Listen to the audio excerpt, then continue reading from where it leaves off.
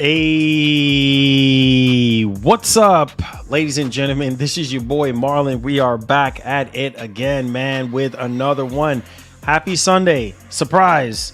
We got a bonus stream for you guys and girls today, man. Hope y'all are doing well. Me, I'm doing great. Hope y'all are enjoying your weekend, man. As you guys know, Monday is tomorrow. And starting up a whole new work week for a lot of people. So we do have a lot to go over and discuss today. Oh boy, this one is real spicy. Let me turn on my other light real quick. Hit that like button, guys. Hit that like button for your boy. Hey, here we go.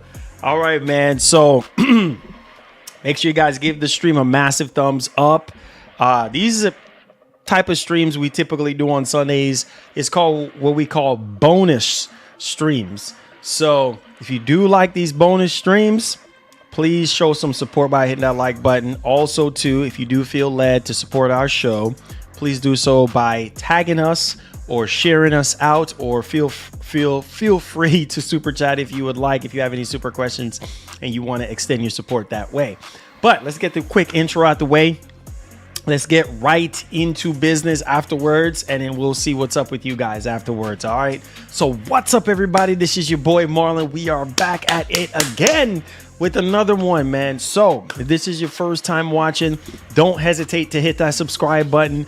Turn on that post notification bell so you never miss out on the daily updates that we have in the land of PlayStation and Xbox, as well as PC.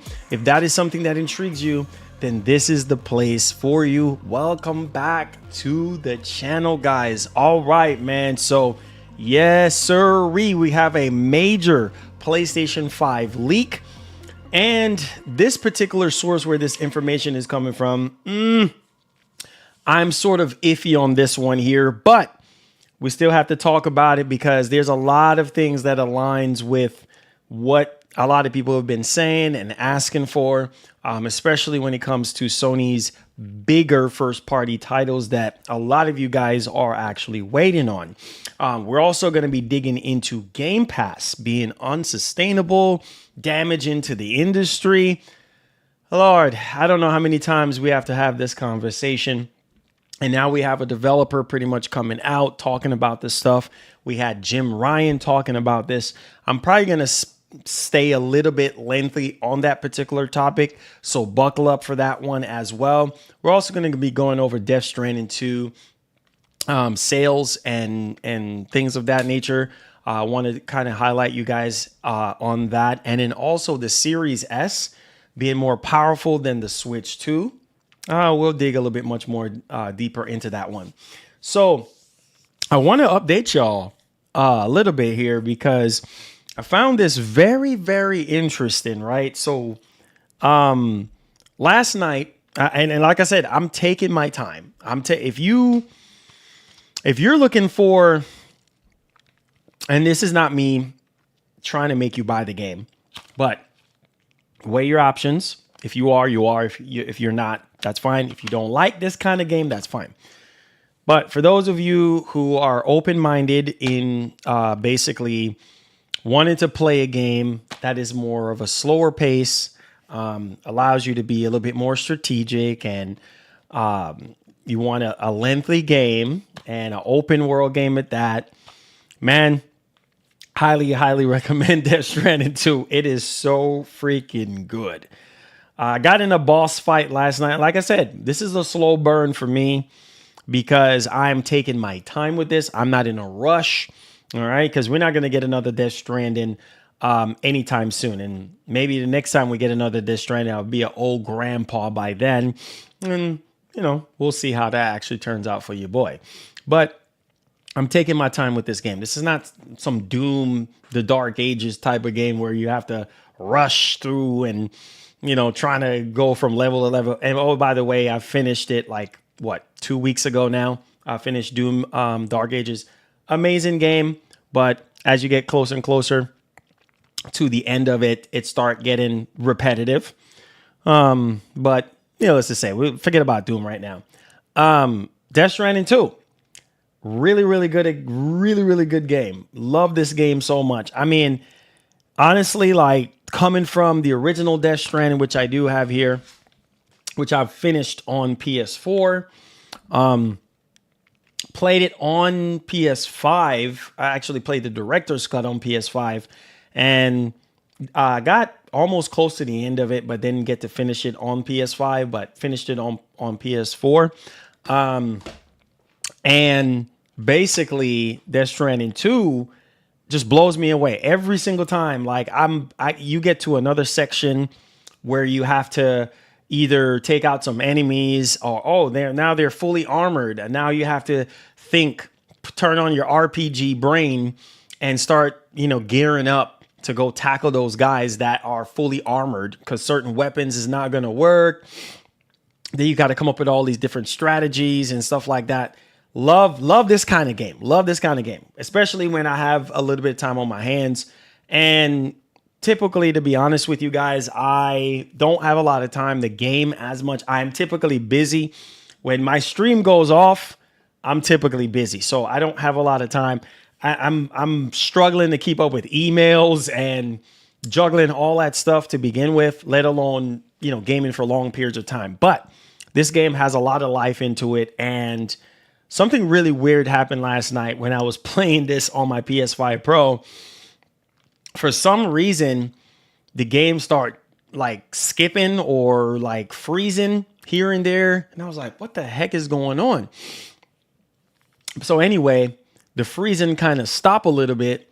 And then my PS5 Pro, like after, I think I went on the ship, and then to go lay down and get some rest, take a shower, and then, go back out again and start the mission up.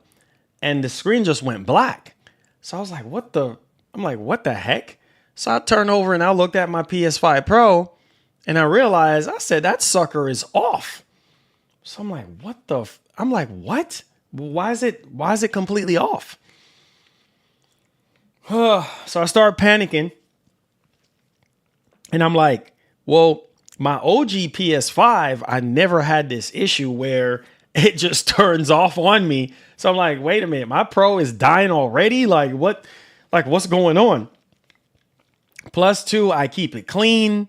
I have the driver. I was about to say drivers. Get computers out of your head.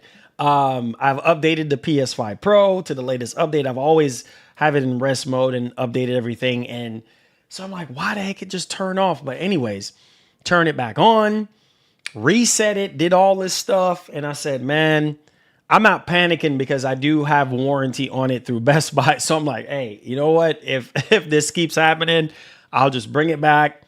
And that's the beauty of it. And I can get another one. But man, it was just so weird. I don't know if it's something with the actual game or what was going on. But yeah, that thing for the first time since November turned off on your boy. And my heart was beating fast because I was like, is it overheating or whatever? But needless to say, I got some hours in last night on Death Stranding 2. So I think I'm about 12 hours in now, maybe close to 13 hours in. But yeah, love this game, man. Love this game. And like I said, I'm taking my time as I progress. But yeah, you want a game that really shows you what the PS5 Pro can do. This is it right here. All right, enough of that. So, I'm telling you, with technology and with hardware, yeah, you just never know what you're going to get, right? That's why it's always good. That's why I try to tell you boys, always get the warranty.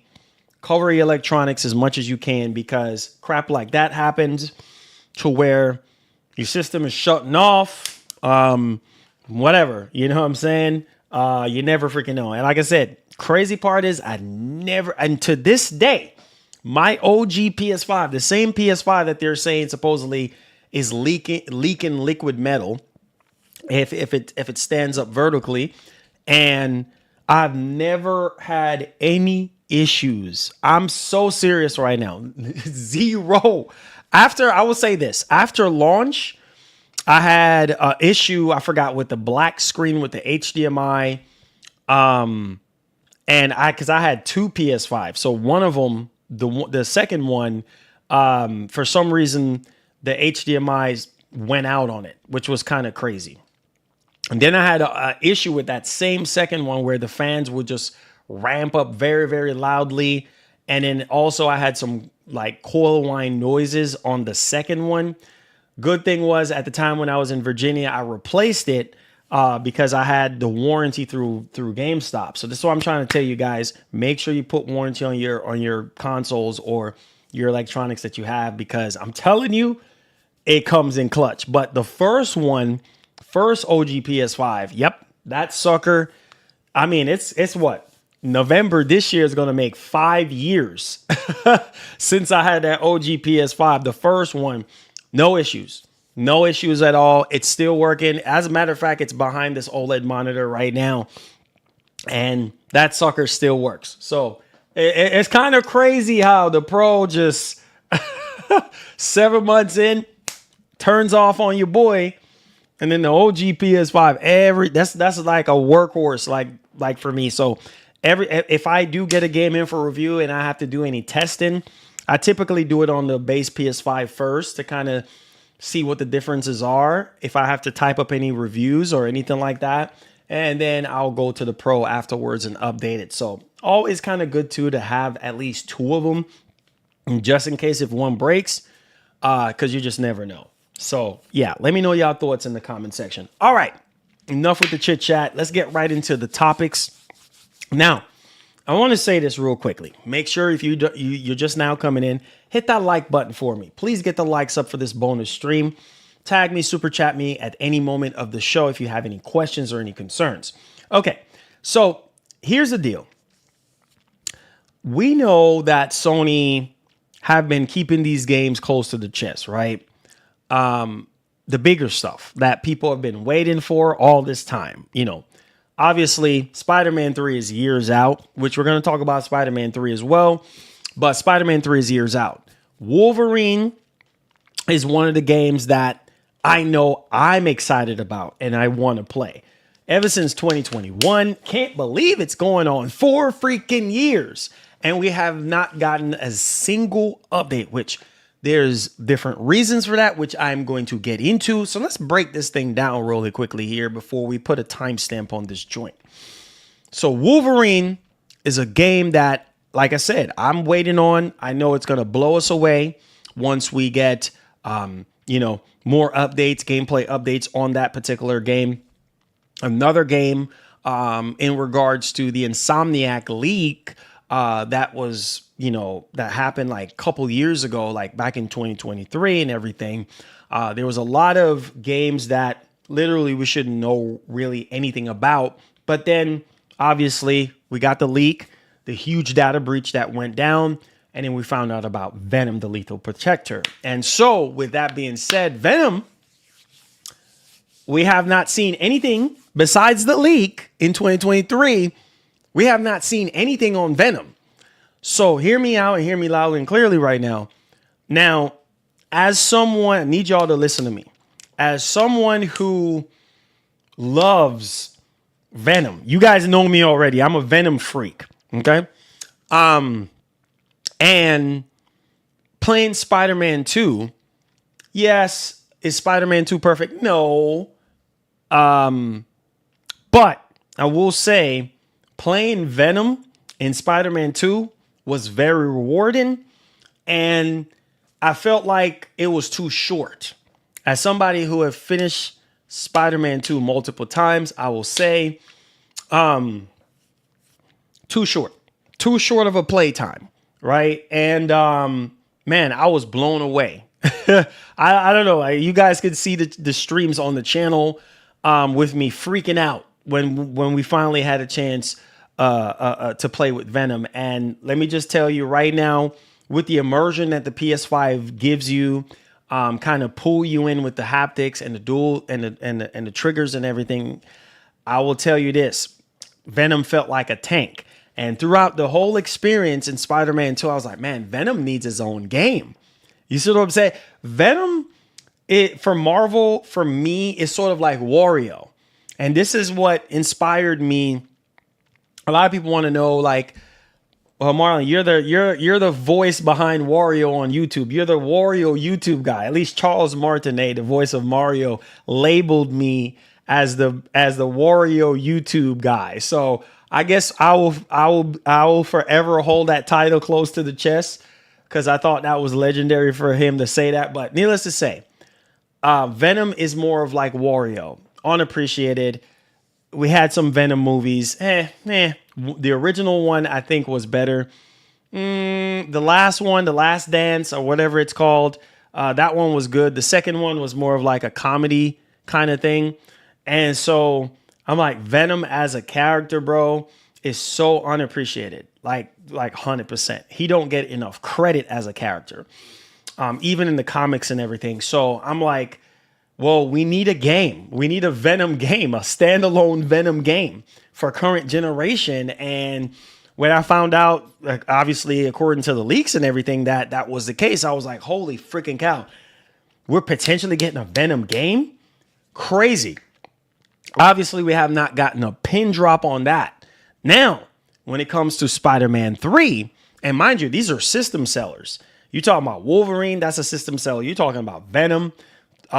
People who love Venom and things of that nature, obviously they will pick up a PS5, just to play Venom and everything like that.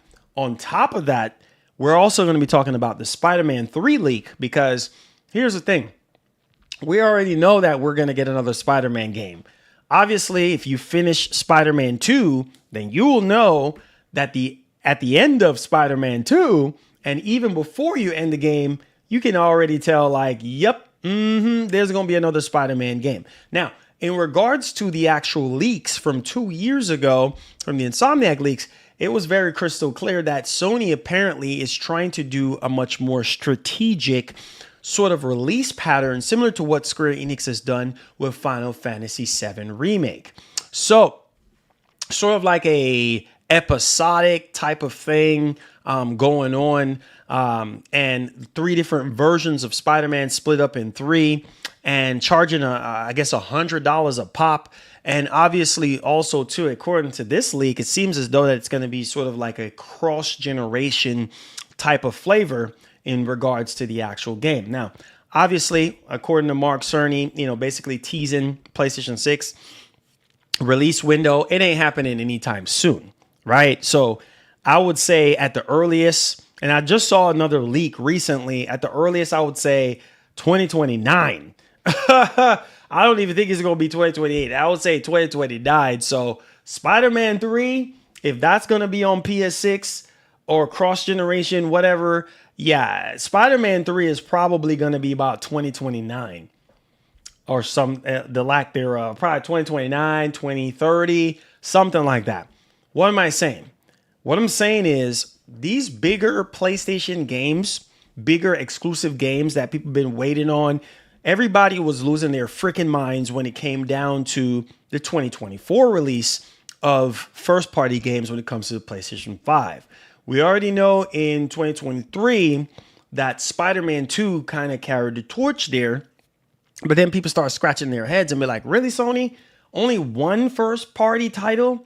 Well, if you count Final Fantasy 16, but Final Fantasy 16, bro, come on, that's second party. Like, what are you doing here? Then going over into 2024, yeah, there was some games, Astrobot, all this and that, Lego, Horizon, all this and that, Stellar Blade and this and that. But like, again, people, if you're a PlayStation fan, you want the big stuff, right? The big stuff, the big bomb, the big. And obviously when Sony did their financial earnings call, they said, yeah, all the sequels like your Spider-Man 2 and your God of War and this and that, those games are going to be this year, right? This year, this financial year, back in March. And so I was like, okay, well, that sucks. Then we skated by 2024, got into 2025, and we're still waiting, right? Intergalactic, the Heretic Prophet, Neil Druckmann saying what he's saying about stepping away from the HBO show. Obviously, the first 2 seasons was really good, in my opinion, from Neil Druckmann, because he helped co-direct and write all that. And him saying that he wants to focus on Intergalactic, the Heretic Prophet, that makes me smile, because that's a huge first-party game next to Spider-Man 3, next to Venom, and next to Wolverine. Now, I have some more details to talk about Wolverine, and it's kind of one of those situations where maybe this is the reason why we haven't seen anything on Wolverine. And like I said, there's different variables to this whole situation. So we're gonna go a little bit much more in depth on that one. We're also gonna talk about this situation that's going on with Game Pass, because I think at this point it's safe to say that Microsoft has left a bitter taste in all of our mouths. Pause. When it comes to the whole layoff situation, and games are getting canceled left and right. A lot of people are upset right now, and there's different reasons for that. Why is that? Well, I'll tell you why. Well, first and foremost, exclusivity is out the window, right? Game Pass is where it's at right now. It's offering what insane value for gamers. And that's really where it's at. Value for gamers. Bad for the industry.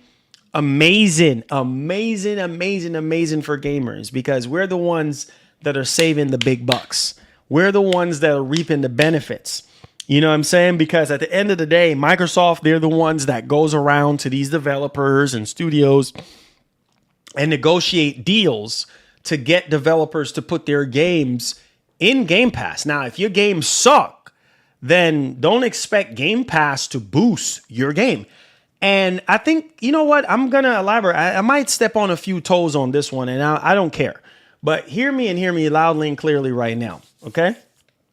Everybody is doing their own thing, right? Sony is doing their own thing. Jim Ryan already said a couple years ago that, listen, we're not putting our first-party games into no subscription service day and date. All right? It's not sustainable. It's not smart. These games cost hundreds and hundreds of millions of dollars. So we're not going to put our games in a subscription service. And it seems as though that a lot of developers like the way how Sony handles their cycle of putting games into PlayStation Plus versus how, you know, Microsoft and other developers have the cycle going when it comes to Game Pass. And so I think ultimately the choice is yours as a gamer on what do you prefer more. Do you prefer Game Pass because you get instant access to all of these games, all right? Not just second party, third party, but also first party. Now, the situation here is that, well, there's no exclusivity, but as long as you have Game Pass, you'll have those games day one. That's the whole selling point behind Game Pass, is that day one major first party games. First party games are a huge selling point for Game Pass. Yes, second and third, but the priority is on the first party. And so there's a lot of sacrifices. Come on, y'all. Open up your eyes and your ears today. I know some of y'all are biting into y'all food or drinks, or, well, drinking something, not biting, but drinking something. But hear me out, okay? There's a lot of sacrifices that literally has to be made in order to get you these games day and day. And because of that, a lot of us is spoiled. A lot of us feels like, oh yeah, just like recently with the Helldivers 2 announcement. Oh yeah, dog. Yeah, dog. I want Helldivers 2 in Game Pass. No, you don't. You're spoiled. First and foremost, no, dog. No, dog. Go out there and go purchase the game. And so I will say, yes, Game Pass is a gift and it's a curse, because it's like people are so spoiled and keen to Game Pass being the end all be all thing for every single game and every single developer. No, sirree. Because if I was Rockstar Games, you'll be absolutely a buffoon to sit there and put GTA 6 in the Game Pass. No. I wouldn't do it. I don't care how much money I don't care how much money Microsoft is offering me. Nope. Not doing it. I'm launching my game traditionally speaking. Traditionally means you can come to me, you can buy the game at full price and go about your business and enjoy. Straight up, end of story. Because here's the thing. It's a double-edged sword.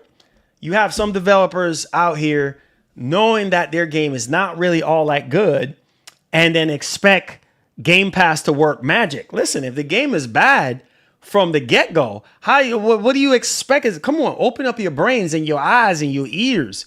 Understand, recognize that a bad game is a bad game. And it's not going to perform well in Game Pass because, listen, whether it's standalone or in a subscription service, people are going to pass it up. People are like, oh, similar to Mind's Eye. Okay, use Mind's Eye as a measuring stick. Pause. Use Mind's Eye as a prime example of what I'm saying. Pay attention to what I'm saying. Listen to this. So, for instance, Mind's Eye being exclusive to Game Pass, or not even just exclusive, but in Game Pass. You honestly think that Game Pass would save Mind's Eye? No. Mind's Eye would still be getting the same feedback, same reviews, same criticism that it's getting right now. Not a good game at all. Outdated graphics, outdated gameplay, outdated shooting mechanics. Get that out of here.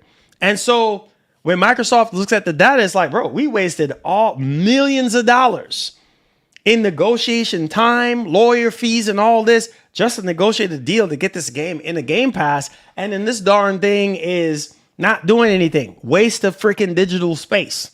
It's just existing. We need to remove this off of Game Pass because it ain't doing nothing for us.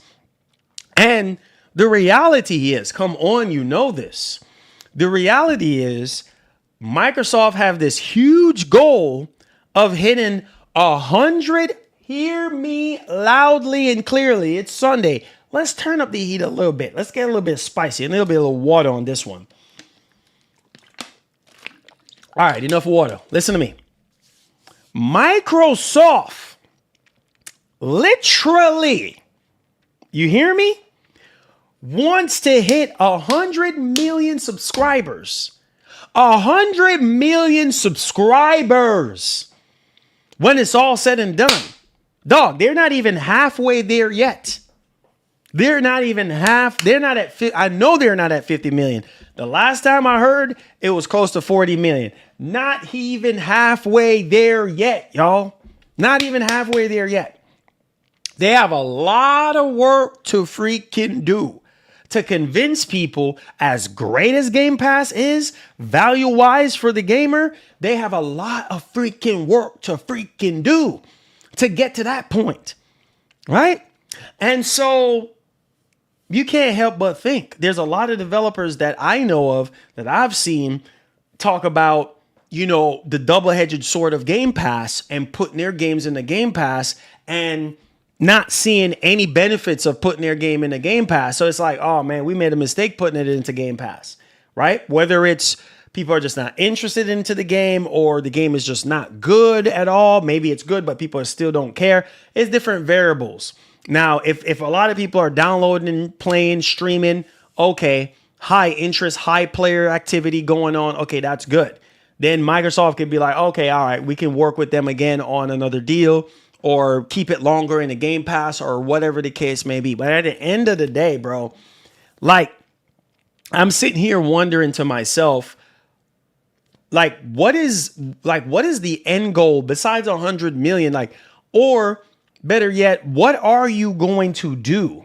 What are you going to do different, right? Other than just putting these games, these first party games or second or third party games, like what else can you do to reel in even more subscribers? What else can you do? Obviously, time will tell, you know, because as time progresses, they're probably going to add different tiers again. They're probably going to add more features and all this kind of stuff, right? But my whole thing is this, like, with the value of Game Pass, bro, and I dare anybody to chime in and debate me on this one. Go ahead, throw up your super chat. if you have any super questions. If you don't have any super questions, hold on to your super chat. But hear me and hear me loudly and clearly on this one, okay? At this point in time, Microsoft is the only company, like at least in the console space, that is giving you their first party games in a subscription service. All right. And day and date.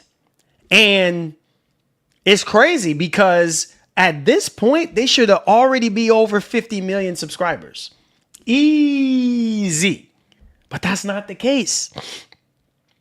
That's not the freaking case. And you're talking about what, 2016, 2017 at this point for Game Pass, and all the way up until now, 2025. And we at what, 38 million, 39 million? Maybe, I don't even know if we're hot, if we're way up there at that point. So my whole thing is like, man, how much longer can Game Pass survive for Microsoft? Because here's the thing. Here's the ugly truth. And this is why I give Jim Ryan his flowers based on what he said. You have to remember your bottom line. You see what Microsoft is doing, which is sickening. I want to throw up right now. Pause. Microsoft is doing over 9,000 layoffs and job cuts for AI. Disgusting. Absolutely disgusting. What? Majority of these layoffs, this is why I try to tell you, they don't care about you. They don't care about these games, bro.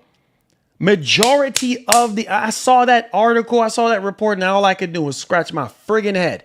Majority of these, Forza Motorsport is apparently no longer a thing.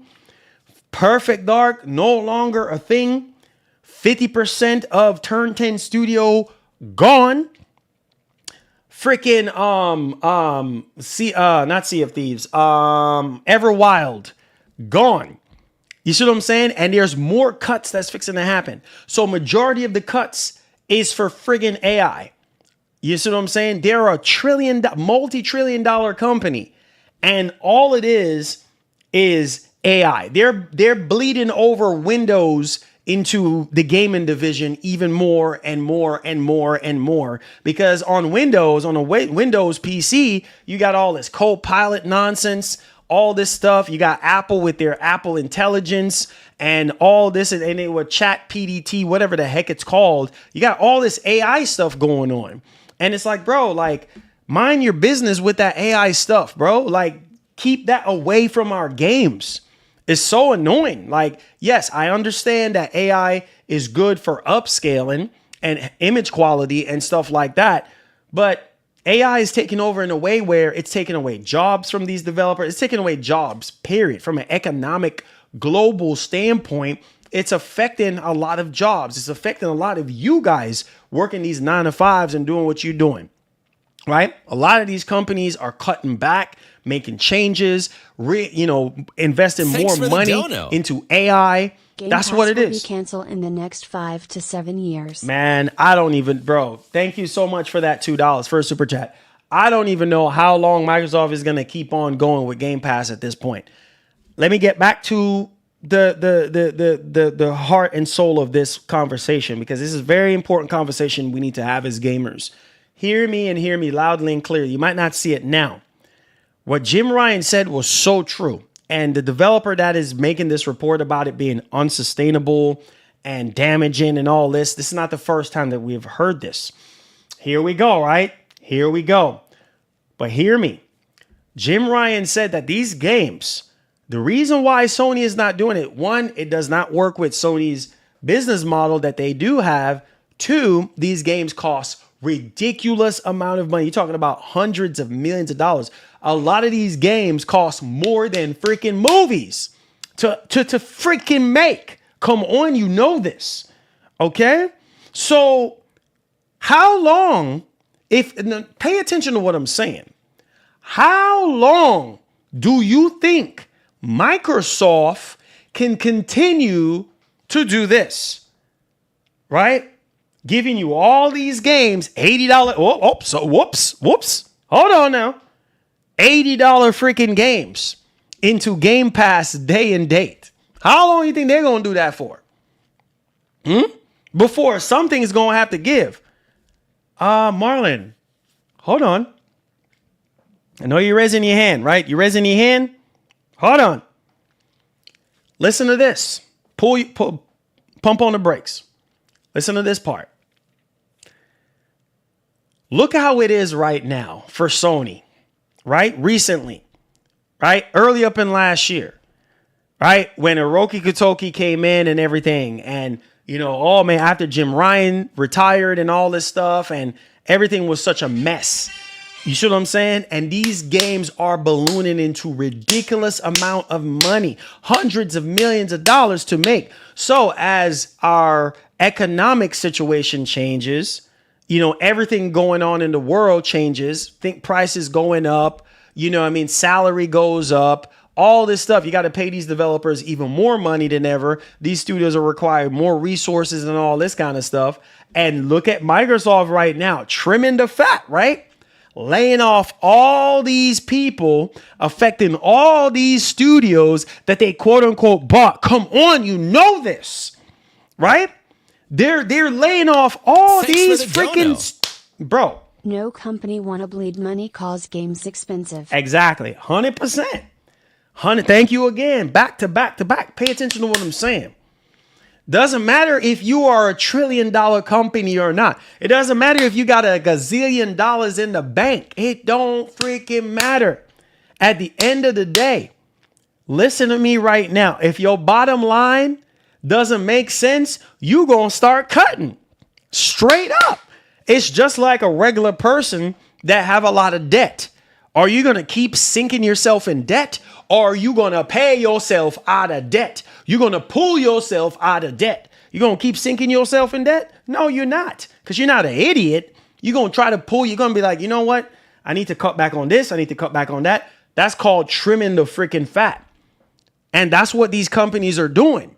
But the way how they do it viciously. They don't freaking care about a lot of these games that are quote unquote in development. Even if the game is somehow a lot better than we initially thought, or whatever is going on behind the scenes, they still don't care. Most of the time, they cutting, and they labeled it as, oh yeah, it doesn't line up with our creative vision. We need more growth, blah, blah, blah, all that PR nonsense. But at the end of the day, it's them worrying about their bottom line. So Microsoft, let me tell you something. Some of the richest people in the world, bro, they're some of the cheapest people in the world. You hear what I'm saying? Some of the richest people in the world are the cheapest people in the world, bro. Some billionaires and multimillionaires and trillionaires, let me tell you this right now. They're not going to sit here and splurge and spend off all their freaking money on this and that and this and that. No, the richer you get, the meaner you get, the more stingier you get, at least for some people. You see what I'm saying? And so Microsoft is one of those people or companies that just, hey man, we don't care. We don't freaking care. That we can buy whatever we want. So they buy up all these freaking studios, hire all these freaking developers, and then they shut them down afterwards. Because it's like, oh, okay, last quarter we thought that this made sense. Or, you know, a couple years ago, we thought this it ain't making sense no more because we got to dump so much money into this game. And I don't even know, based off of Starfield and Redfall situation, sometimes I really wonder, and then looking at Mind's Eye, sometimes I really wonder if these companies hire the right people to look at these games.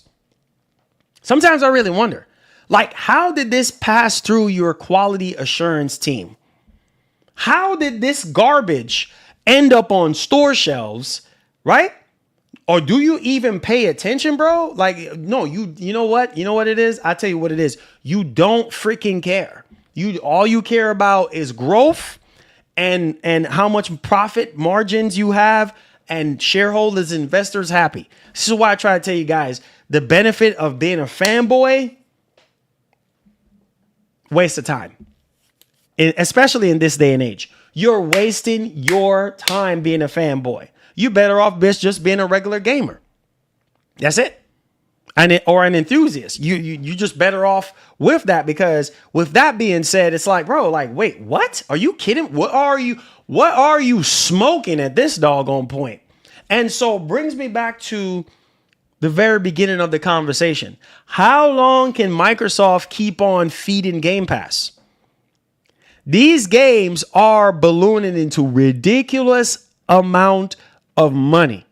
And Microsoft is acting real stingy lately, cutting over 9,000 jobs. Think about what I'm saying, okay? Games are getting more expensive. Why do you think they're raising the price of these games? Obviously, well, you can say, oh, because of what's going on in the world, economically speaking. Oh, tariffs, this and blah, blah, blah, blah, blah, blah, blah, blah. Regardless of all that, you think Game Pass is going to be a thing forever? No. I think within the next maybe 5, maybe 10 years, I can see a shift, or maybe even sooner than that. I could see a shift happening with Game Pass. Something is going to have to give. You see what I'm saying? And they're the only ones out of the 3 that are doing this. Heck no. You see Nintendo Online being like this? I don't know what you're smoking or thinking, buddy, but I'm gonna need for you to wake up, because you ain't getting no Mario Kart World into no Nintendo Online subscription for free. It's not happening. Nintendo, you want Mario Kart World? You want Mario Kart World? You want Mario Kart World? You want Mario Kart World? We will make our own destiny. You want Mario Kart World? Go out there and go buy it. Marlon, I work for the law firm that represents Microsoft in the antitrust case. These lawyers pay $5,000 per hour. You would never think these multimillionaires would be riding on NYC subway. Thanks for the dono. Part 1. I like Game Pass cause for us gamers is good cause when games to drop that we interested started to drop near each other. Yeah, 100% Cheeto, 100%. Yo, Joseph, what's going on, man? Yeah, that's great. $5,000 per hour. Woo! These lawyers be making bank, bro. And yeah, oh yeah, and as somebody who grew up in New York, like when I was a kid, like younger and stuff like that, and riding the subways. Thanks for the dono. Part 2. If you can't afford all those games, new it's better if it do come to Game Pass, make us save money cause. 100%, 100% Cheeto, back to back. Appreciate you, Cheeto, for supporting the bonus stream. Listen, man, listen. That Joseph, that's kind of like, as somebody who, you know, grew up in NYC when I was younger and stuff like that. My grandma's is from, here we go. Cheeto Part 3, again. we can't afford 5 games at once if it drops near each other. Yep, 100%. There's no way. Most people can't even afford 1 game, let alone 2 games. You see what I'm saying? So this is why I say Game Pass is so good for gamers right now, because with these prices being as high as they are, $80, $100, Game Pass is their safe haven. Game Pass is their bread and butter. Game Pass is already $20 a month right now, Ultimate. So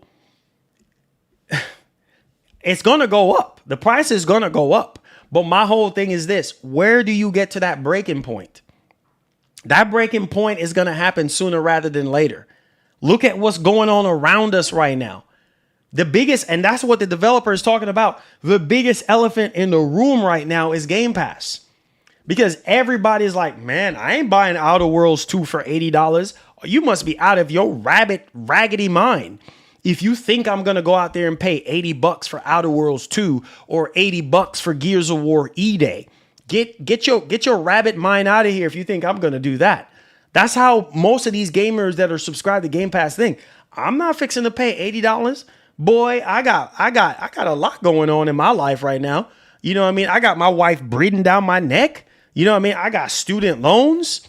You know, I got car note, this, that. I got a crazy ex-wife. Whatever your situation, or crazy ex-husband, whatever your situation is, most people cannot afford these games at full price. Why do you think a lot of people were so upset about Mario Kart World being $80 or Nintendo going up on the price of their game? They're like, bro, what? I can't afford that. That's too much, even though it's $10 more.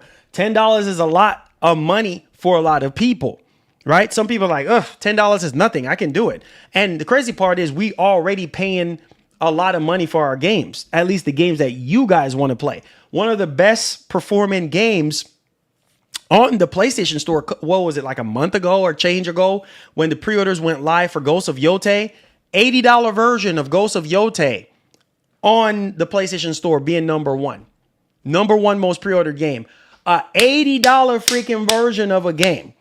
And people over here talking about $80 is too much. Nah, is it really too much?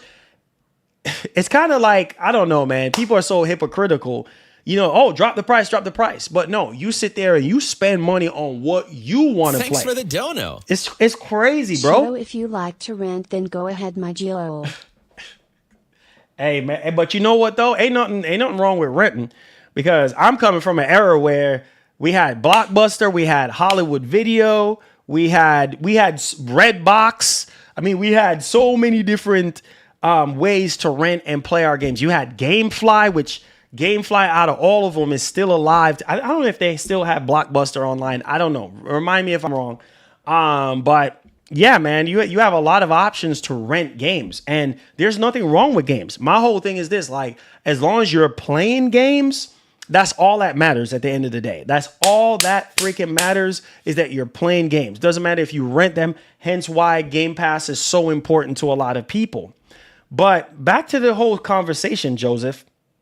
Like I said, riding the subways, man, for years when I was a kid growing up and everything, being in New York City, Brooklyn, all that stuff, going to Port Authority and everything. Thanks for Crazy, the dono. right? I can rent cause once I finish a game, I don't replay it. For some people. Yeah. You say, I can rent because once I finish a game. And that's most people with the Game Pass model. Most people with the Game Pass model is, man, I'm going to play as many games as I possibly can. Right? I'm going to play as many games as I possibly can. Right? And try to finish them as quickly as possible. And that's fine, bro. That's fine. That's what Game Pass is all about. You have a showroom of games to choose from, to play. And yeah, you play at your heart's content. As long as Microsoft is getting that sweet $20 a month from you for Game Pass Ultimate or Core, whatever you're paying for every month, they don't care. Play as your heart content. But my whole thing is, how long is the gravy train with the biscuit wheels are going to last for? That's my whole thing, because game prices will continue to rise. Pay attention to what I'm saying. Look at what's going on right now in the world. On top of that, look at these next generation of consoles. People are already saying, rumors are already saying $1,000 for a friggin' console. You have to be out of your rabbit mind. We already paying $100 here and there for early access, right? Which is a bunch of balonies, okay? And we're paying $100, $80 for deluxe edition of games already right now. And you're cool with that. Some of y'all went out there and go buy Dragon Ball Z and all this and that early. Oh yeah, I want to play Dragon Ball Z. Oh yeah. You know, you want to play Indiana Jones early. You want to play Forza Horizon early. You go out there and so people got money.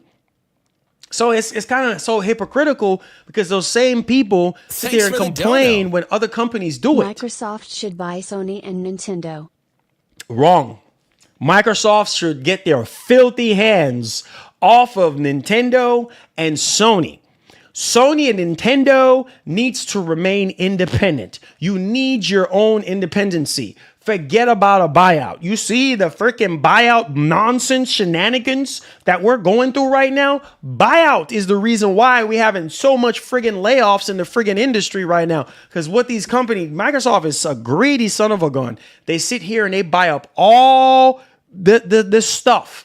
And at this end of the day, they're still not freaking satisfied. And it pisses me off because the blowback is crazy. They bought Bethesda. They had a huge layoff with that. They bought Activision Blizzard. They had a huge layoff with that. Right? And it's like, bro, and it's only going to get freaking worse. Games are going to get canceled left, freaking right, and center. And if Thanks for the Microsoft dono. is cutting like this, Like college Bro. football comes out tomorrow in early. oh, shoot, here we go. I forgot about all that. Forgot about all that. Appreciate you, Cheeto. That's what I'm saying. How long can you do this for, bro? How long can you do this for?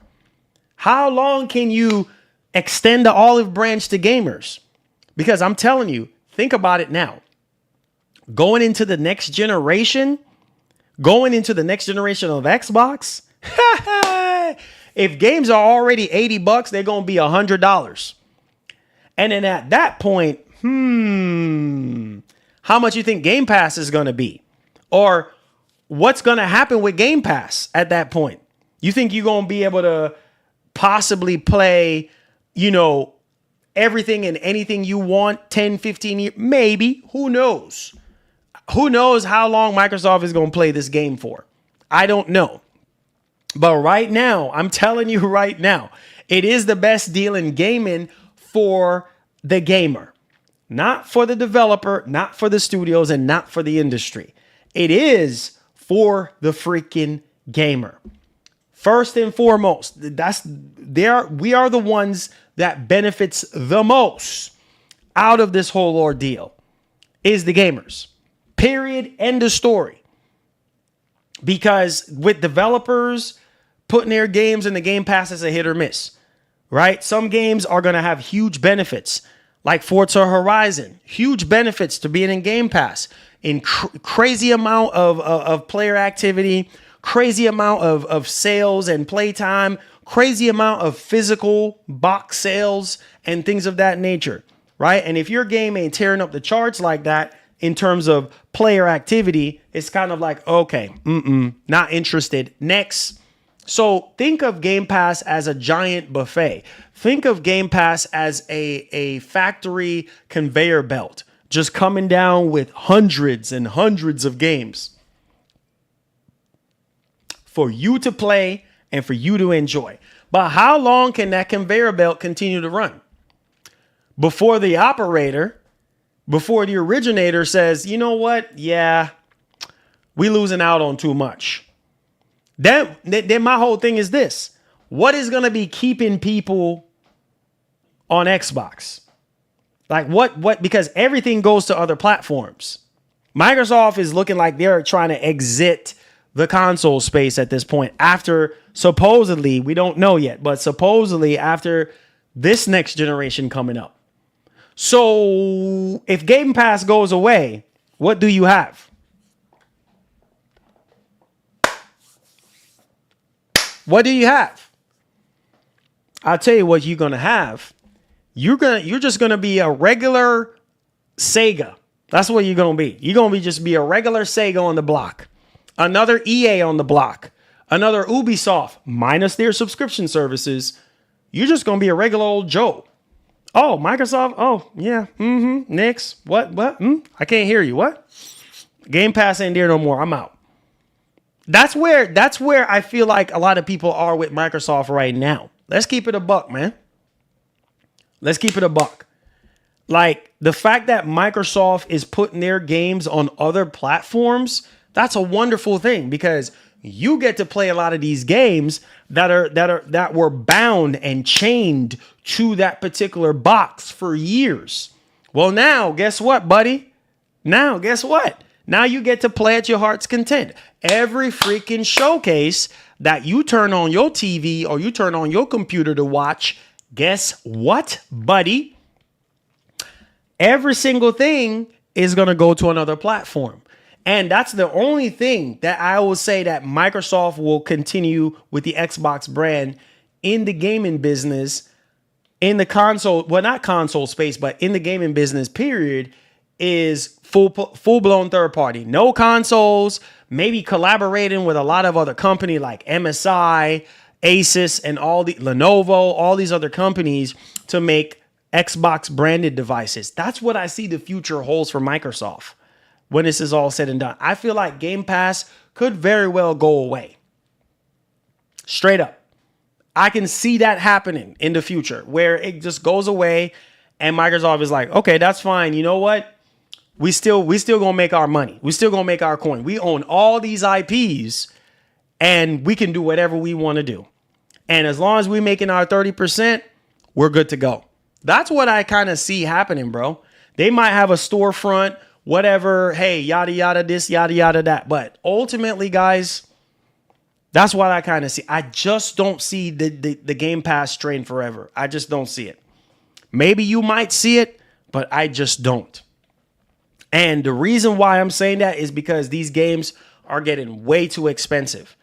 As soon as we get into another generation, it's going to get even more and more expensive. And the reason why I'm also saying that is because look at what Microsoft is doing now. Microsoft is, y'all think this is a joke. Microsoft is aggressively cutting, bro.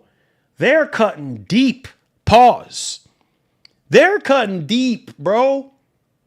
Like they're digging in, trimming fat deeply right now. They not caring what they cut. You hear what I'm saying? So with what they're doing now, with trimming the fat aggressively, what do you think is going to happen in the future? If Microsoft is going to keep cutting and cutting and cutting until there's nothing else to cut.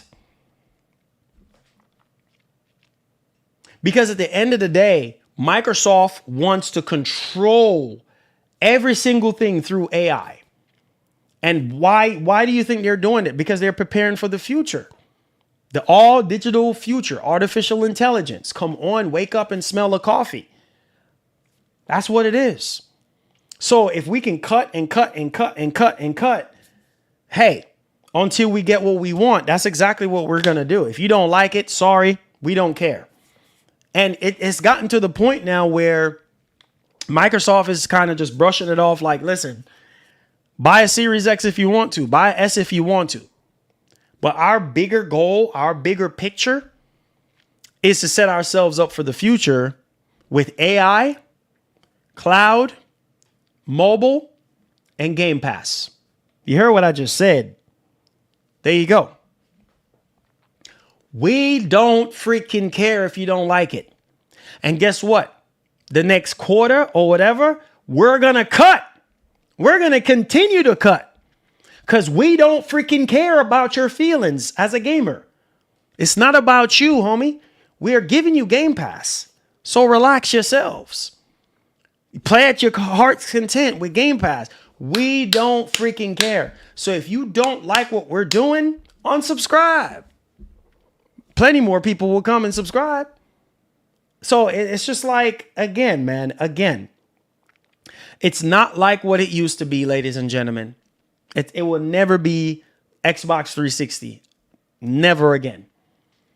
Not that Microsoft is the way how Microsoft is behaving right now, completely out of whack. I'm so serious, guys. I'm so serious.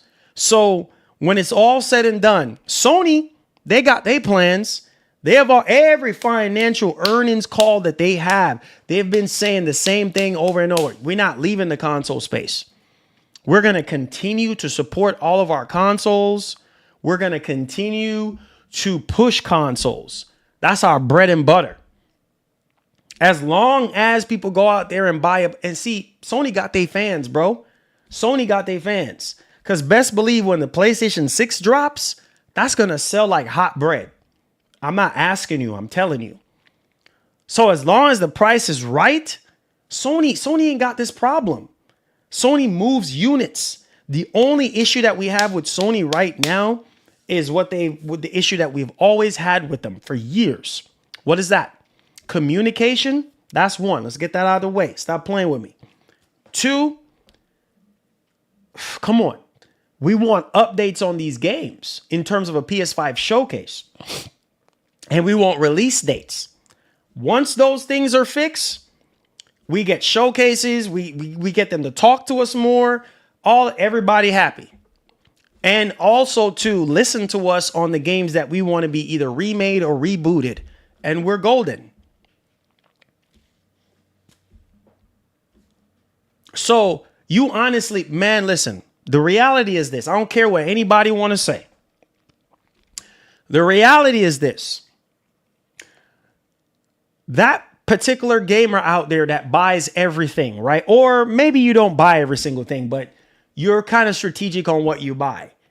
Chances are you're gonna buy a Nintendo console and a PlayStation console before you buy an Xbox console. Marlon, why is that? I'm glad you asked. With what Microsoft is doing right now is damaging to the console space for you to sit there and find a hardcore reason in your heart, in your hearts of heart, to go out there and buy an Xbox console. Come on, you know this. When you can kind of consider at the fact that, well, I already have a PS5 or I have a PlayStation 6. Why do I need to buy a next gen Xbox again? Oh, that's right. I have PC storefront and the console storefront right at my fingertips on one box. Maybe that could be a reason for you to buy an Xbox. Thanks for the Who dono. knows? Are you saying this as a fact? You don't know what MS is doing because you don't work there. Okay. Mr. Piper. Mr. Piper. Mr. Piper. If you must have just came in the stream. Okay? So let's address this. Let's break this thing down. All right? I never said anything was factual. I said, I think, meaning that it's my opinion that I believe that in the future, something drastically will change with Game Pass. Look how expensive these games are right now, currently. Look how Microsoft is trimming the fat right now, cutting jobs after jobs, shutting down studios left and right. All this stuff going on right now. Games getting canceled left and right. It's only getting worse and worse. And the whole ordeal behind these job cuts and studios getting shut down and trimming the fat so hard and aggressively is for AI. So how long do you think the Game Pass train is going to exist and last? That's my opinion. I never said it was factual because I said earlier that I don't know what the future holds. I don't know what's going to happen, but I can kind of see Microsoft saying, you know what? We're pulling the plug on Game Pass. Remember what their end goal is, buddy. Their end goal is 100 million. And they're nowhere near that right now. Not even halfway near that. Not even halfway. And we're going into another generation. We're heading into a whole new generation, another year, maybe 2 from now. And Microsoft is going to abandon the Series X. All right. Probably not going to get pushed to its fullest potential, just like they did with the One X. Right. And we're going to a whole new generation. How long has Game Pass been around? Man, stop wasting my time. Okay. Pay attention to what's going on in the world and what these companies are doing right now. Get the fanboy narrative bullcrap out of your head and focus and realize on what I'm saying. Pay attention because you see what's going on right now. You see what's going on right now. You see how aggressive Microsoft is. They don't freaking care.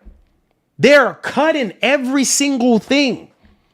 Thanks for the dono. So I never said it was facts. Please tell us the facts, my G. You tell us the facts because I never said it was facts.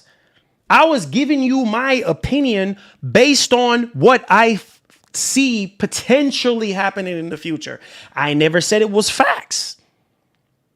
Look at what's going on right now. Look how expensive these games are to make.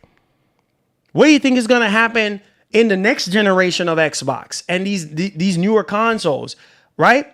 Games are going to get more and more to develop in the next generation of Xbox, right? Which means prices for Game Pass will continue to rise. So how long? My question is, how long will the train last? How long will the train last? Because it's a gravy train with biscuit wheels, homie. That's what I'm saying. I've never said anything is facts. I don't work inside of Microsoft. I'm just giving y'all my opinion. So if you don't like the opinion, you just don't like it. We all are entitled to an opinion.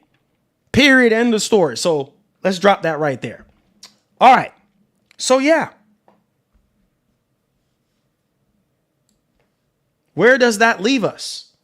Ladies and gentlemen, where does that leave us with Game Pass? Will Microsoft evidently get to 100 million subscribers? And how are they going to get there? They're not even at 50 million right now. And they're going into a whole new generation. So here is what I dare one of y'all to debate me on this one. Come on. Come on, I'm ready. What is Microsoft going to do different with Game Pass that they're not doing now? That's going to give them a large, enormous amount of subscribers to get them to 50 or 60 million. Ask yourself this. Do you see Game Pass getting to 100 million when it's all said and done? I'll leave you with that one right there. I'll leave you with that one. All right. So let's get right into, and you know what? We're going to do this one a little backwards today. We're going to do the Game Pass topic first. And then we'll talk about Spider-Man 3. And we'll talk about Wolverine and Venom afterwards. Okay? Let's talk about it. All right. So, Game Pass. Let's get this out the way. Hit that like button for me. Hit the share button. Appreciate you guys for being here. Okay. All right. So what are we talking about now? Let's drag you guys over here on the OLED. All right. So.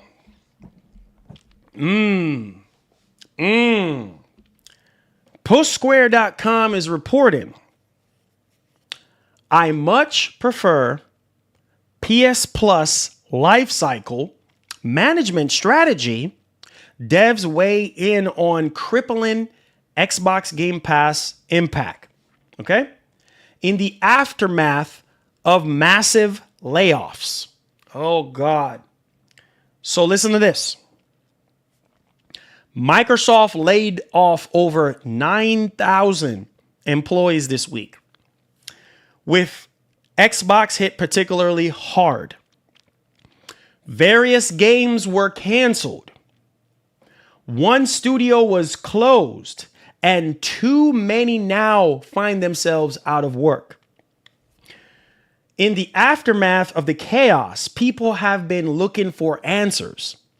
In one report by the Seattle Times, it's claimed that the trillion-dollar tech company or trillion-dollar giant is looking to free up capital so it can increase its spending on AI.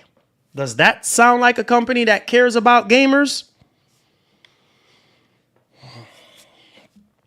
Anyways, the Redman firm has invested heavily. Thanks for the dono. Here's the facts. Michael, you got guys living check to check trying to tell a multi-trillion-dollar corporation how to do business.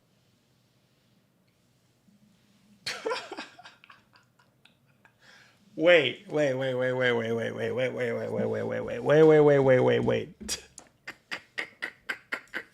Hold on. We go. Hold on. All right, I just stopped talking on the topic for a second. Wait. So you're saying, here's the facts, Michael. You got guys living check to check, trying to tell a multi-trillion-dollar corporation how to do business. So let me ask you this. Who is living paycheck to paycheck and trying, be more specific, my man, and trying to tell a trillion-dollar company how to do business? Like, if that's not the craziest thing I've ever heard in my life. Like, a trillion-dollar company like Microsoft is going to listen to anybody at all that is not up there or work at Microsoft or in a higher position or Satya, for that matter. Like that comment doesn't even make sense. Because first and foremost, Microsoft will never listen to anybody who does not work for them. You're not their investors. You're not their shareholders. You're nobody to Microsoft. You're just a gamer.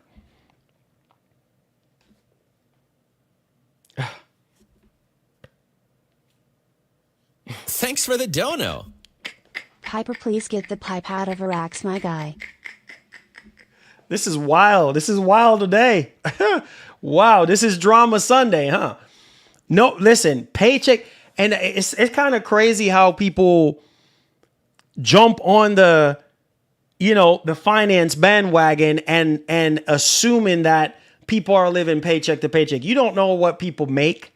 You don't know people's financial situation. You don't have access to people's bank accounts to even tell what people make. And everybody have a right to their own opinion. This is why I say the buffoonery has to stop.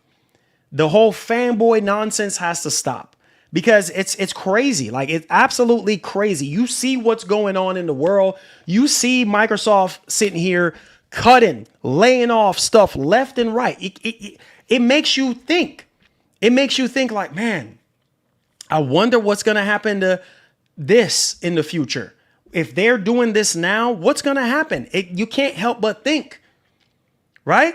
And it's okay to go in reasoning with yourself or go in reasoning with your peers like, man, I just don't see this happening in the future. Hey, that's your opinion, right? And if it exists in the future, okay, fine. But nothing stays the same forever. And with that kind of mindset, oh boy, it's crazy. That's a crazy mindset to have, to think that things are going to stay the same forever. Game Pass, I am telling you right now, I can only imagine the changes that are going to come to Game Pass. It ain't going to remain the same forever. It's not. Something is going to change. So either the price gets really ridiculously high to the point where you can't afford to pay it anymore monthly, or they stop putting their first party games into the service day one, or they might reconstruct it. Anything can happen. Having that narrow freaking blinder mindset. You want facts? These lame MS fans brushing people's livelihood and canceled games like it's no big deal and continue to cheerlead is embarrassing. 100%. It's like, bro, here's the facts. Here's the facts. Microsoft doing what they're doing right now, putting their games on other platforms, is that beneficial to gamers that has not played any of their games? Heck yeah. Heck 100%. And I stand behind that. That's a beautiful thing. But I feel like the diehard Xbox fans were hoping that Microsoft would keep their games exclusive to their box and not put them on other platforms day and date. That's where I feel like the betrayal is going on. That's why I feel like a lot of people are just upset with Microsoft in that regard. But on the flip side, it's a good thing, because more and more gamers are playing their games anytime, any place. Everyone needs to apologize to Don Madrick. Oh, man. Oh, man. Oh, man, bro. Oh, man. That old Don Madrick. Thanks for the dono. Marlon giving us facts, but Piper smoking that pipe. Oh, Michael, you funny, bro. You funny. Man, listen, bro. All I'm saying is this, because people like to twist and turn your words. All I'm saying is this, guys, expect anything, anytime. Nothing is going to stay the same forever. Everybody knows that. But what I'm saying is, look at what they're doing now. Look at how much layoffs they're doing. Look how much studios are getting shut down or getting cut in half. Look at how many games getting canceled, and prices are going to increase. My only thing is this: Microsoft end goal is 100 million subscribers, y'all. 100 million. What are they going to do to increase that number? Dog, we are almost halfway. We're literally almost halfway into the other generation. More than halfway. What am I talking about? More than halfway in. We're 4 years in? No, 5 years in. November this year is going to make 5 years.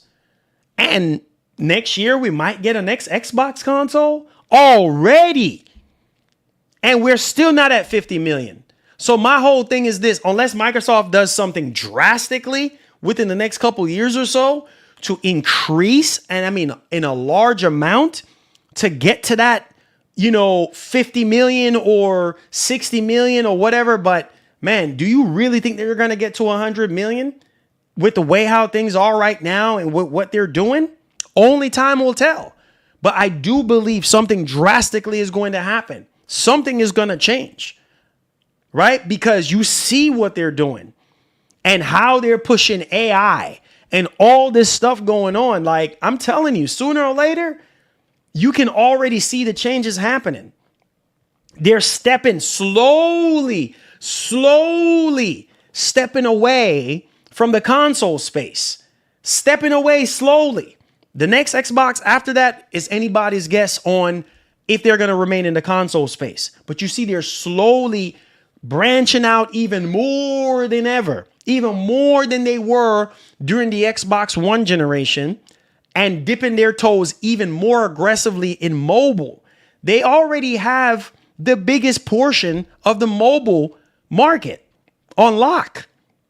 A lot of the games, a lot of the technologies that are used to stream belongs to Microsoft, right? They have a huge portion of the mobile segment, of the mobile market. And it's only going to get stronger and stronger. Cloud, they already dominate in that. Okay, right? And on top of that, too, they're collaborating with so many companies. Why do you think they're promoting Xbox Anywhere? Pay attention, man. Xbox Anywhere, right? GamePass is still a thing and still kicking and thriving for them. All right, whether it's sustainable or unsustainable, it's anybody's business at this point, right? And on top of that, they're pushing AI because AI is going to be a huge part of the cloud. Microsoft is already planning their exit strategy from early last year. Pay attention to the signs. Oh, we're going to start off with 4 games. And look where we are now. The whole slate. For a reason. It's a reason why Microsoft is touting, the choice is yours. You have unlimited options now, baby. We're not chaining you down to one box or one experience. We're going to give you unlimited storefront. Come on, open up your eyes. Why do you think that they're partnering up with Asus? Why do you think they're partnering up with Asus on freaking this handheld? You know how much of that they're going to sell? If the price is right, you know how much of that Xbox handheld is going to sell? It's going to sell like crazy because of the experience that Microsoft engineered, I should say, that full Xbox experience, right? And if the price is right, most people are going to buy it, and having access to unlimited storefronts that you already purchased your games from. So why do you think Microsoft is doing all this, right? And have the largest amount of monthly active users out of Nintendo and Sony combined. Come on, you know this. Thanks to Blizzard King and Activision and friggin' Bethesda. Come on, you know this. So it's a part of the future. AI is going to be at a big part of that, guys. Come on. Every single thing that's being made now is with AI. You don't have to like it, but Microsoft being the biggest software company in the world, of course, they're going to push that. And what they're doing is they're creating all this capital. They want all this capital and everything like that, but it's also causing an effect.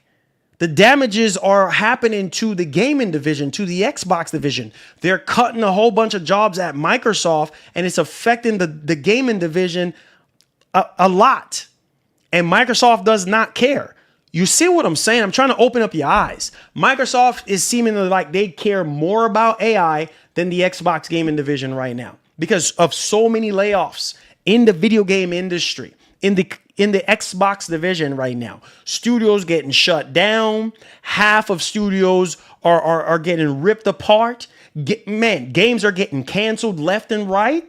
Come on, open up your eyes and realize what the heck's going on. So yes, with this kind of rapid change, with all these layoffs and stuff, which layoffs has been happening since the crack of dawn, since the beginning of time. And so, choice is yours. Microsoft is already planning their exit strategy. Piper, where you at? Smiley where is he at? Emoji. I don't know where he at. Out of cash already. I don't know where he at. I don't know where he at. But hey, all I'm saying is I gave y'all my opinion. I never said it was facts. I just say, hey, I foresee this happening in the future potentially. All right, I gave y'all my opinion. Now, it may change or may not change. Okay. But how are you going to get to 100 million subscribers? Something drastically is going to have to change because you should already have way more subscribers than your competition right now, offering what you're offering. So I gave my opinion. That's it. I never said it was facts. I never said that it was going to happen. Lord Jesus. I swear. You got a lot of sensitive... Anyways, let's get back in the huddle here. Let's finish out these topics because we could do this debate.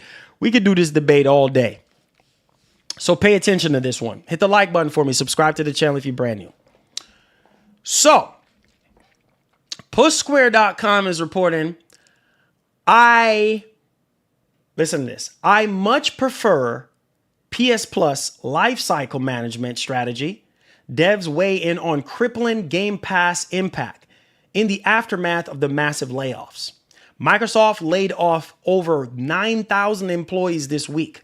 With Xbox hit particularly hard, various games were canceled, one studio was closed, and too many now find themselves out of work. In the aftermath of the chaos, people have been looking for answers. In one report by the Seattle Times, it's claimed that the trillion-dollar tech giant is looking to free up capital so it can increase its spending on AI. The Redmond firm has obviously invested heavily into Sam Altman's OpenAI and has been pushing its Copilot product on consumers as a consequence. But when it comes to Xbox, ex-Arcane Studio founder Rafael Colantino believes there may be another culprit to blame. So this is what he have to say. Why is no one talking about the elephant in the room? Cough, cough, Game Pass. Why is no one talking about the elephant in the room? Cough, cough, Game Pass. He wrote on X, subtly on X. This started a fascinating chain on social media with a couple of high-profile devs sharing their thoughts on Microsoft's disruptive business model. Asked to expand on this. So he went on to say, quote, I think Game Pass is an unsustainable model that has been increasingly damaging the industry for a decade. Subsidized by Microsoft infinite money. But at some point, reality has to hit. I don't think Game Pass can coexist with other models. They will either kill everyone else or give up, end quote. Responding to Colantonio's tweet, so we have LIAN's Michael Doz, if I'm saying his last name correctly, argued that the infinite money thing never made any sense. Which Raphael replied, I agree. And I am fed up with all that BS. They fed us at first like, don't worry, it doesn't impact the sales, only to admit years later that it totally does. No ish. It does really. Oh, shoot. Then another developer chimed in, the same one, right? LIAN's studio, one of their studio heads, he chimed in and says, the economics never made sense. But at the same time, I do recognize that for smaller teams with new or riskier IPs helped re-risk, much prefer Sony's lifecycle management strategy. End quote. Oh, shoot. And let's not forget about Jim Ryan. At the time when Jim Ryan said this, quote, we have had this conversation before. We are not going to go down that road of putting new release titles into a subscription model. These games cost many millions of dollars, well over $100 million to develop. We just don't see that as sustainable. End quote. Okay. So, like I said, one French analyst reported this week that Europe less than 5% of the Elder Scrolls 4 Oblivion remaster sales were made on Xbox platforms. Are you hearing? Are you hearing? Less than 5% in Europe of the Elder Scrolls 4 Oblivion remasters sales were made on Xbox platforms. That obviously speaks to the shrinking market share of Microsoft's ecosystem on the continent, but also the wider implications of Microsoft's on full price software sales. This is crazy, bro.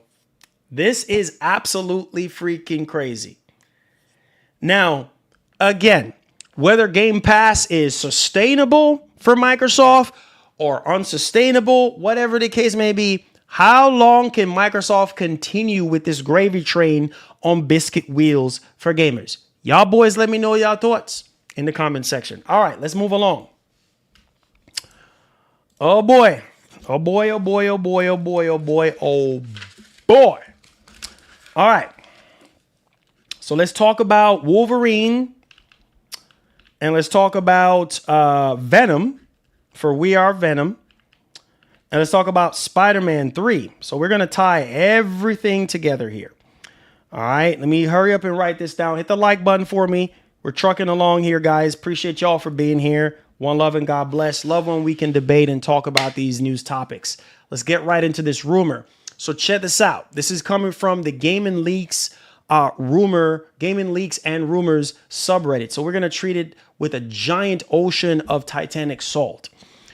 It says right here, this is coming from a content creator called The Mag Show. Okay. The Mag Show. Okay. Venom. Now, I don't know who this individual is, but everybody seems to be talking about this. So we're going to talk about it. Plus, you guys tagging me in the stuff. So we'll talk about it. But please don't get your hopes up because you never know with Sony.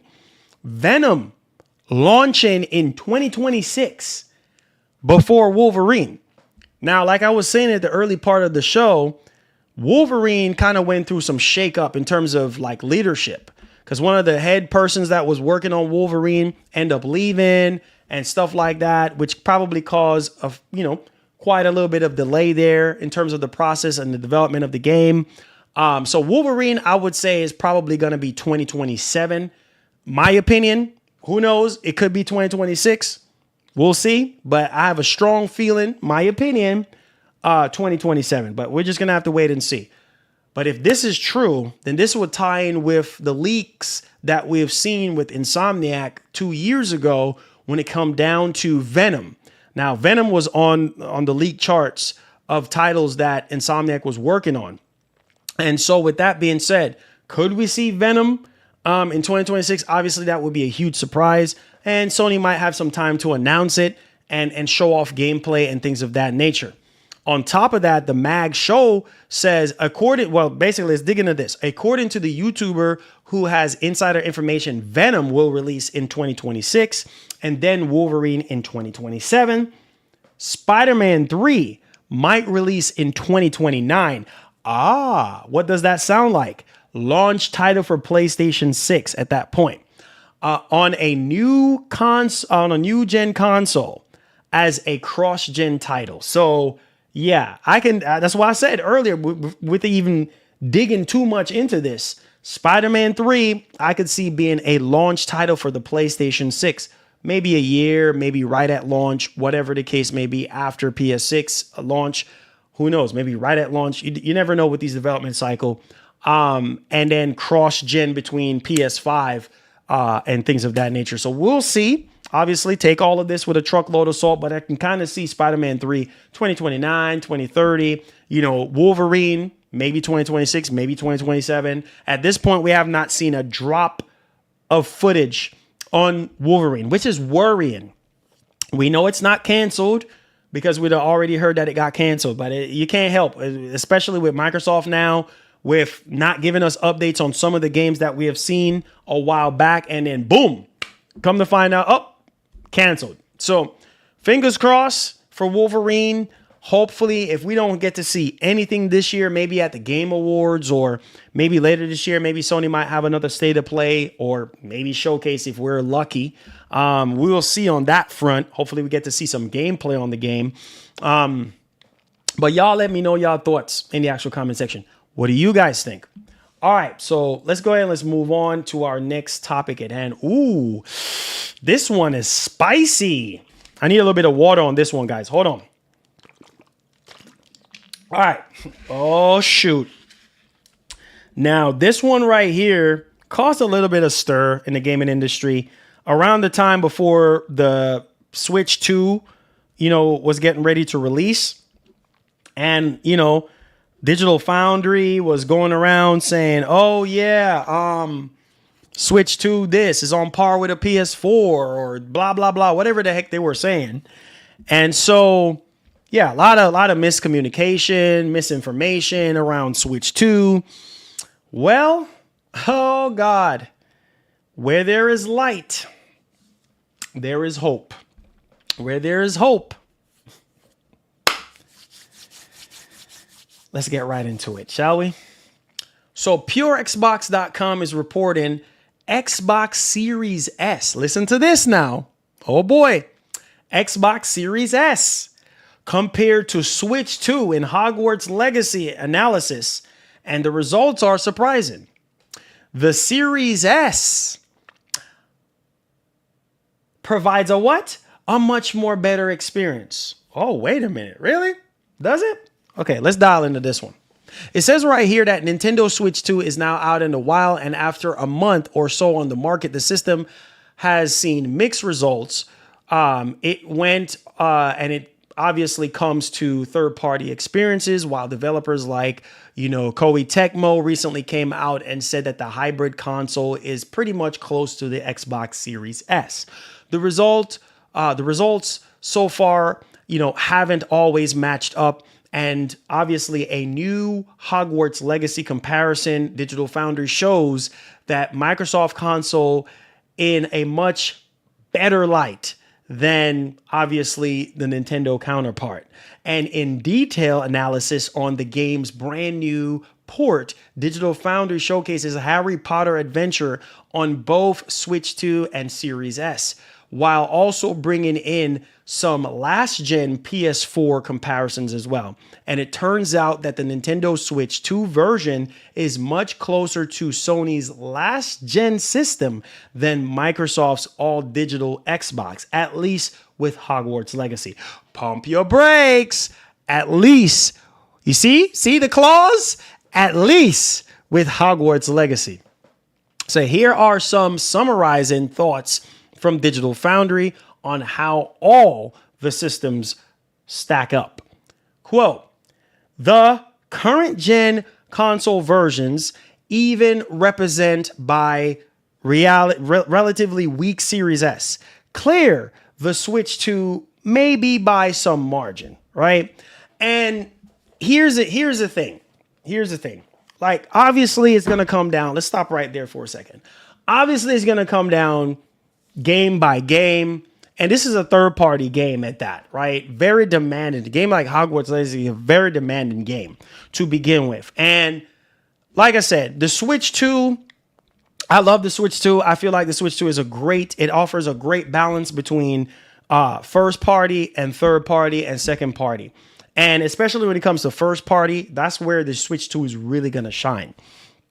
Most people who buy a Switch 2 is not buying it for third-party games anyway. So most people that bought a Switch 2 is not going to really bend up out of shape that Hogwarts Legacy that came out a couple years ago is not running so well on it. You see what I'm saying? Because most people are really not going to buy that game for the Switch 2.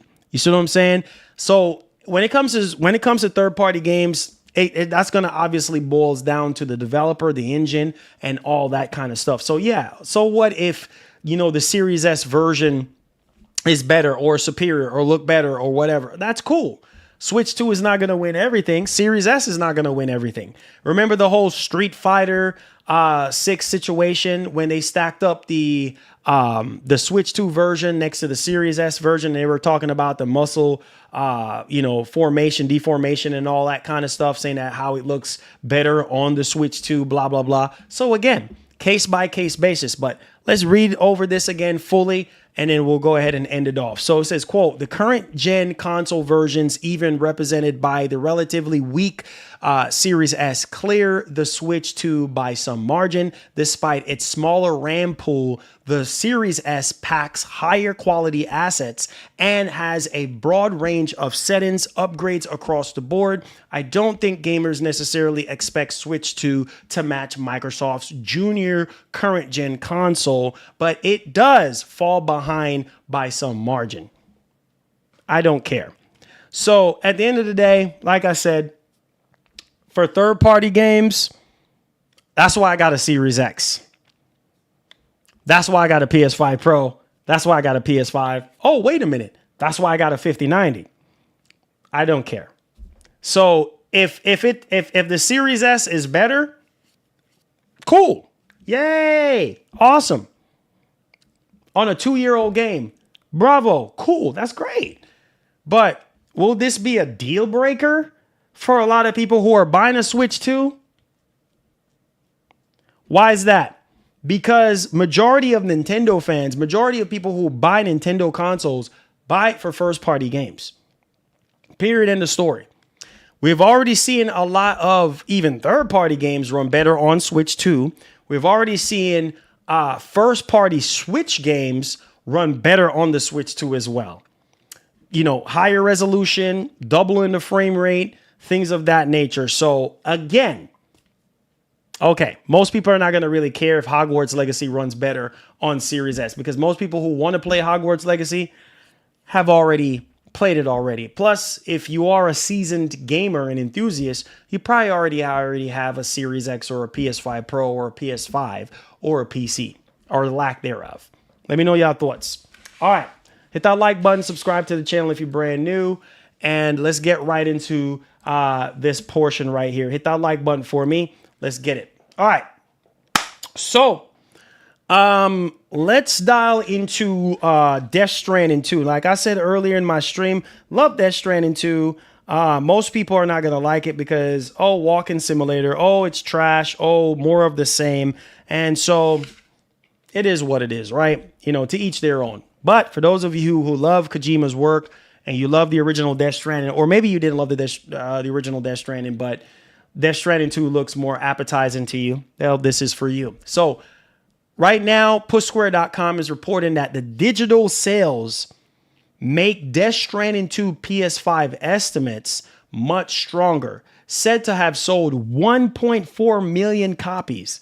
That is nuts. That is absolute nuts. And this is just physical UK video game sales are almost dead in the water. So they're saying the physical UK sales are almost dead in the water, but that does not stop early conclusions from being drawn from them. At the start of this week, Death Stranding 2 opened to a 66% drop in physical sales in the region compared to the first game. Now, via the data firm Ampere, it's estimated that the PS5 exclusive had sold 1.4 million units by the end of June. The game has had a slower start than the original in terms of physical sales across Europe, but the digital sales have been stronger, said the game business in a new post. Now, further, while Sony itself obviously doesn't attach hard figures to its monthly sales table, we know that Death Stranding 2 was the best-selling digital PS5 game in the USA for June.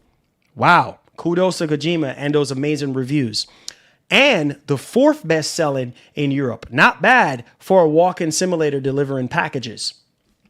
So, there you go. Compared to the original, it's not clear how well it sold during its first weeks or months on the market, but as of July 2021, it was confirmed to have surpassed 5 million units once the PC version had came out. Death Stranding 2 will almost certainly receive PC and Series X and S and potentially Nintendo Switch 2 ports in the future, so the sequel will have a long tail. So not bad, man. That is awesome. So with 1.4 million sales supposedly already in the bag, there's a very strong chance that Death Stranding 2 will outsell the first game in time. So, and obviously this is mostly digital sales. So that's crazy. That is absolutely freaking crazy. Love that game, man. Definitely game of the year contender for me so far, next to Expedition 33. So there you guys go on that front. All right. And also quick update news, Project Titan from Striking Distance Studios, the Callisto Protocol dev, was canceled. Oh my God, have mercy. And this was from what, 2020, from 2021 to 2022. This senior artist, this is crazy. So I'm guessing we're not getting Project Titan from Striking Distance Studios. Canceled. So there it is, guys. All right, so quick Q&A. Q&A time, boys. Q&A time. Hit that like button for me. Hit that share button. Appreciate you guys for being here. Thank y'all for the bonus love and for the support. Any quick questions or support, guys, feel free to do so. Q&A time. Let's see if we could get over 300 likes on the show today. I appreciate that. Let's see. What do you guys think about the whole Game Pass situation? I want to know. Enough from me. I want to know from you guys. What do you guys think about everything that was discussed today? Let me know.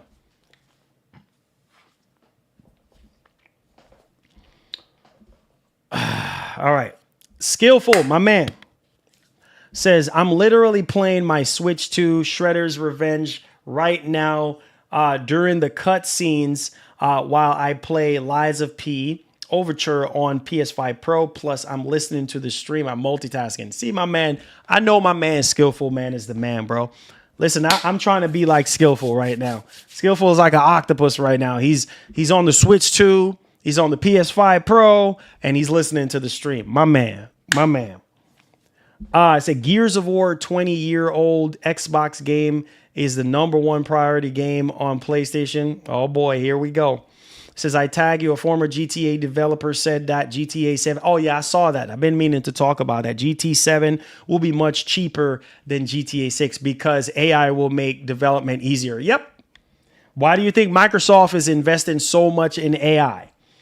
Why do you think Microsoft is investing so much? Obviously, when it comes to Windows and things of that nature, and then also in the gaming division as well. You know what I mean? AI is literally trying to take over, bro. You know what I mean? Trying to take over the entire development process. Actors, actresses might end up being out of work because of that, because of those results. So I'm telling you, it's crazy. It's crazy. Skillful is the man, bro. I wish I was like Skillful, bro. I wish I was like Skillful. When I grow up, I want to be like Skillful, man. My man's multitasking like a big dog. So yeah, man. So yeah. Yeah, let's get it. Yeah, I told you guys, Skillful is the man, bro. I told you boys that. Y'all boys don't listen to me.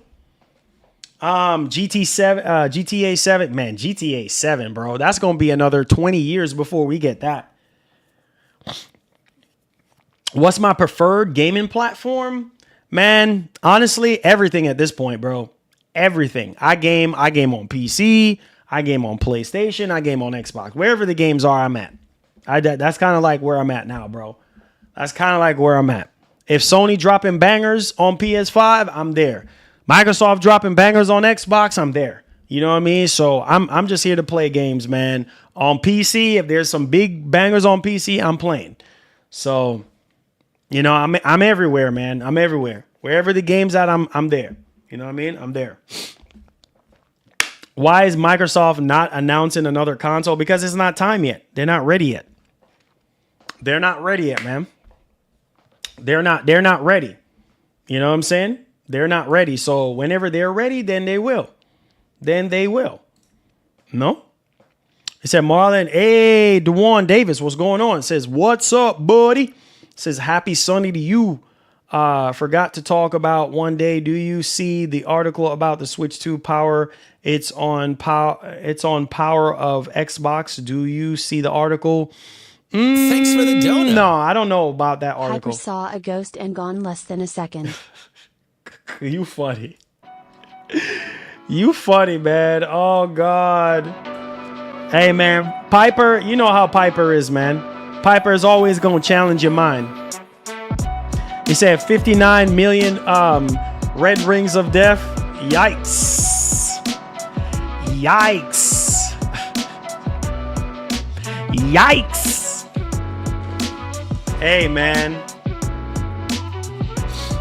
Yikes. Yikes.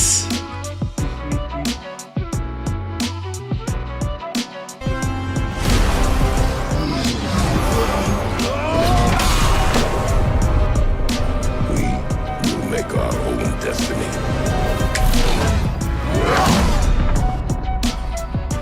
Marlon, God bless, it's been a while. Been working hard, very busy. Saving for a nice PC, and my mom's just doing well. Nice. Nice. So happy to hear that, Jose. Love you, man. Appreciate the love and the support, my brother. We out here. We outside. Thank you so much, man. And thank you for being a member, for supporting the show. We out here.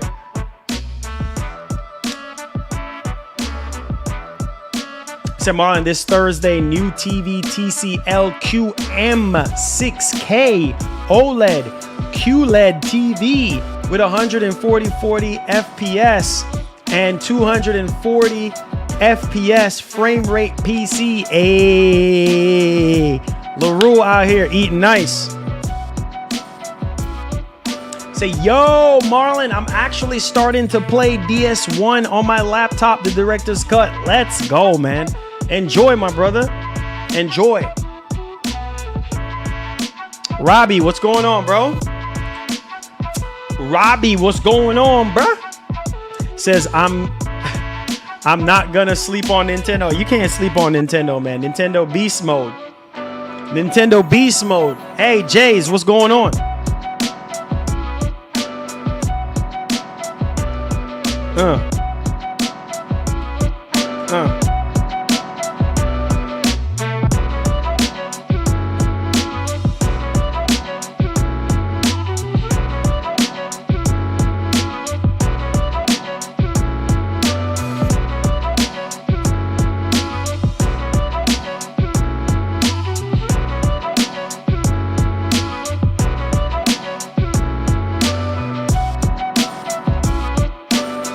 Say, hey, Marlon, I saw there people who had their hands on closed beta for Amino of Pokemon inspired game Since came around next year. For me, it reminded me a lot of Cameo and the elements of power. Oh, nice. Said only a few bars to be spread. Y'all don't want me on this beat, man. Y'all don't want me on this beat today. Y'all don't want me on this beat, man. Y'all don't want me on this beat. I know it's Sunday. Y'all don't want me on this beat, bro.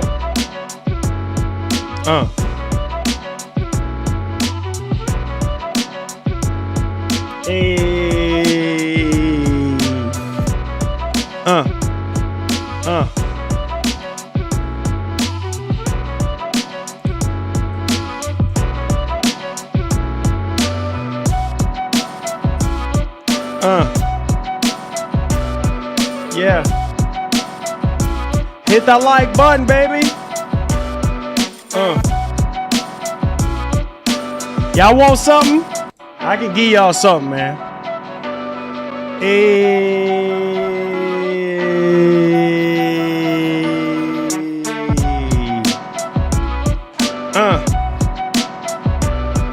Yeah.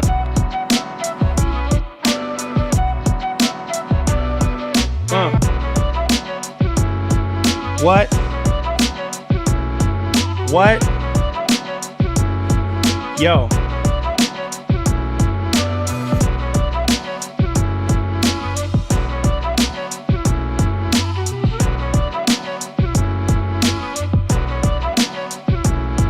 Yo, they call me a sinner like my boy Michael B. God forgive me for my life of sin. Yeah, I gotta win. Tell your friends to jump in. We burning out to the end. Flow is so cold, the lyrical flow. Trying to mess with me, we knocking down doors. Cause I tell you like this, you know who's the behind this, the best at it. I'm back at it. I'ma snap at it. Listen. You know what time it is. It's time to go. It's time to end the show. Hey,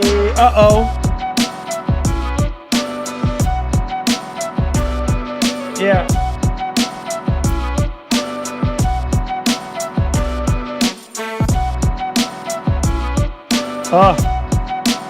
Oh man, y'all boys don't want no more of that. You know what I'm saying? Said need to find new CEO. Microsoft company save Xbox console games and studio. Fire old to bad, lose job. Fire Phil Spencer, Sarah Bond to Satya Nadella, leave, go away, Matt Booty. Wow.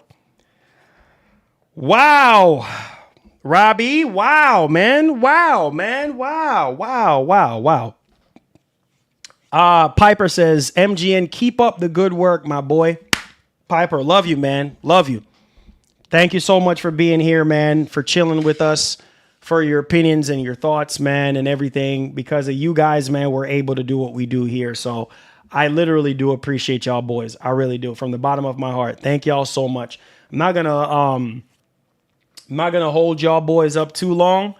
Please hit that like button for me, guys. Subscribe to the channel if you're new. And I see you guys, man, tomorrow, man. God's willing. Hopefully everything goes well. Hopefully we have State of Play. I don't know if it's this week. Sony is going to be doing that State of Play. But if they do it, then let's just hope for the best, right? Let's just hope for the best. All right. So one love and God bless, guys. Enjoy the rest of your Sunday. And like the great legendary Etika would say, please have yourself a wonderful one. I love you guys. All right. Take care of yourself, guys. Hit the like button on the way out. Tell a friend about the channel. Peace, man. We're out. Love you guys.